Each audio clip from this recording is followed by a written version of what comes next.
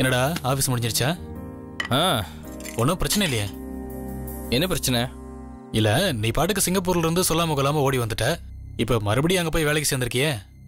இல்லைண்ணே, என் ப்ராப்ளத்தை எடுத்து சொன்னேன், அவங்க புரிஞ்சுக்கிட்டாங்க. சரி, நீ கல்யாணத்துக்கு அப்புறமே சிங்கப்பூர் வரலாம், இப்போதைக்கு நீ சென்னை ஆஃபீஸ்லேயே வேலையை பாருன்னு சொல்லிட்டாங்க. பரவாயில்லையே, எலிமெண்டரி ஸ்கூல் மாதிரி எப்ப வேணா வரலாம் எப்ப வேணா போலாங்கறாங்க. அண்ணி நீங்க வேற, அது காரணம் நான் இல்ல. வேற? என் லவ்வுக்கு அப்படி ஒரு பவர் இருக்குல்ல.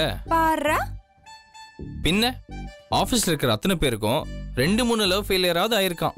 இதுல நான் ஒருத்தன் மட்டும்தான் லவ் பண்ண பொண்ணையே கல்யாணம் பண்ணிக்க போறேன். ஓ, லவ் மேல உள்ள மரியாதையால உனக்கு வேலையே திருப்பி கொடுத்துட்டாங்களா? நீங்க வேற, லவ் பண்ற பொண்ணையே கல்யாணம் பண்றதெல்லாம் ஒரு விஷயமாடா? அதெல்லாம் 80ஸ்லயே முடிஞ்சு போச்சு. நீ இப்பவும் இவ்வளவு பழசா இருக்கியே, எப்படி இப்படி மாட்டிக்கிட்ட? அதுல எங்களுக்கு சந்தோஷங்கிறாங்க. இப்படி எல்லாமா பேசுறாங்க?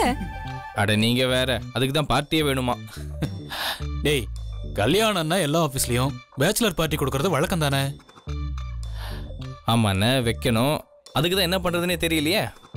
என்னங்க பேச்சுலர்ஸ் பார்ட்டினா என்னங்க? கல்யாணம் ஆனவங்கள வரக்கூடாதா? போய் டிஃபன் எடுத்து வை போ.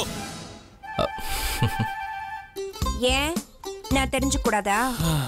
கல்யாணம் பண்ணிக்க போற எல்லாரும் தான் ஃப்ரெண்ட்ஸ் எல்லாரையும் கூப்பிட்டு கொடுக்கறதுக்கு பேர் தான் பேச்சுலர் பார்ட்டி. இனிமே இவர் ஃபேமிலி மேன் ஆக போறாரு இல்லையா, அதான் பேச்சுலரா கடைசி நாள்னு சொல்லி அந்த பார்ட்டியை கொண்டாடுவாங்க. அண்ணா, எங்க சிஇஓ சுதீப் தெரியல உனக்கு? தெரியும். அவர் கண்டிப்பா பார்ட்டி வைக்கணும், நான் என் ஃப்ரெண்ட்ஸ் எல்லாம் கூட்டு வரேன்னு சொல்லியிருக்காரு. அதுக்கு என்னடா, ஒரு நல்ல ஹோட்டலா கூட்டிட்டு போய் கிராண்டா வச்சுடு. என்னன்னு நீ அந்நிய மாதிரி ஸ்டார் ஹோட்டல் கிராண்ட் பார்ட்டின்னு? என் பட்ஜெட்டுக்குள்ள எது அடங்குதோ அதில் தான் பார்ட்டி வைக்க போறேன். டேய், பேச்சுலர் பார்ட்டிங்கிறது லைஃப்ல ஒரு தடவை வர்றது, அது கூட செலவு பண்ணாம இப்படி சிக்கனமா இருந்தா எப்படிடா? பைசா வேணும்னா சொல்ல, நான் தரேன். அதெல்லாம் ஒன்றும் தேவையில்ல, நம்மகிட்ட இருக்கிறத வச்சு நம்ம செலவு பண்ணா போதும். எதுக்கு ஆடம்பரம்? இவன் சொன்னா கேட்க மாட்டான். டேய், சொல்றத புரிஞ்சுக்கடா. உன்னோட ஆபீஸ்ல உனக்கு மேல இருக்கிறவங்க எல்லாம் வருவாங்க, அவங்களுக்கெல்லாம் சாதாரண கடையில வச்சா பார்ட்டி கொடுப்ப? ஐயே, எதுக்குங்க அப்படி எல்லாம் பண்ணணும்? வேணா மொட்டை மாடியிலேயே ஒரு ஷாமியானா போட்டு அங்கேயே எல்லாத்தையும் அரேஞ்ச் பண்ணிடலாம். இவனை விட நீ மோசமா இருக்க. இத பாரு, ஒரு நல்ல ஹோட்டலா அரேஞ்ச் பண்ண, இல்லனா நானே ஒரு நல்ல இடமா அரேஞ்ச் பண்ணி தரேன்.